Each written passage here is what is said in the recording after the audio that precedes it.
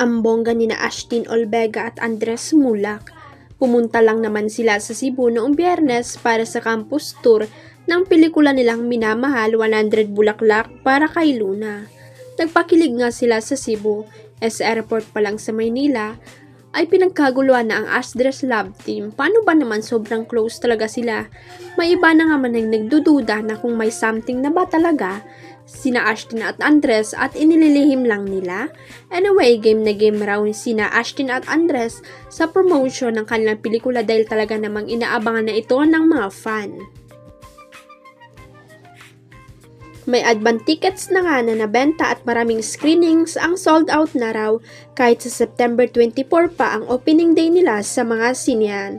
Iba rin talaga sina Ashtin Andres nangangabog.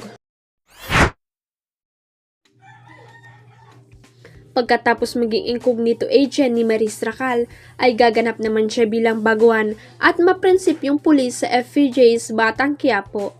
Sa kasalukuyan ay hindi pa umiere ang episode na kasama si Maris, pero nakapag-taping na siya base sa panayam ni ABS-CBN News reporter MJ Filipe na nag-set visit sa set ng BQ. Biniro nga ni MJ kung may gagawin uli si Maris na magpapaviral sa kanya tulad ng ginawa nito sa Incognito na tumakbo naka two-piece. Sumagot agad ang aktres ng bawal po dito sa show.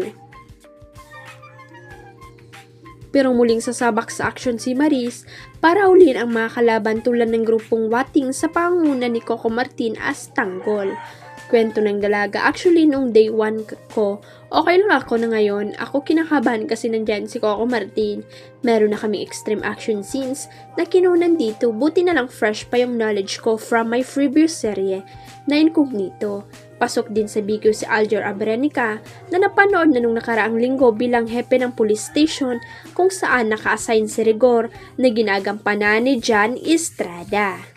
Sabi naman ni Coco, ito yung pagpasok ng mga bagong cast, magsasama-sama at maglalaban-laban, siguradong mag-i-enjoy at malilikayahan ang ating mga manonood.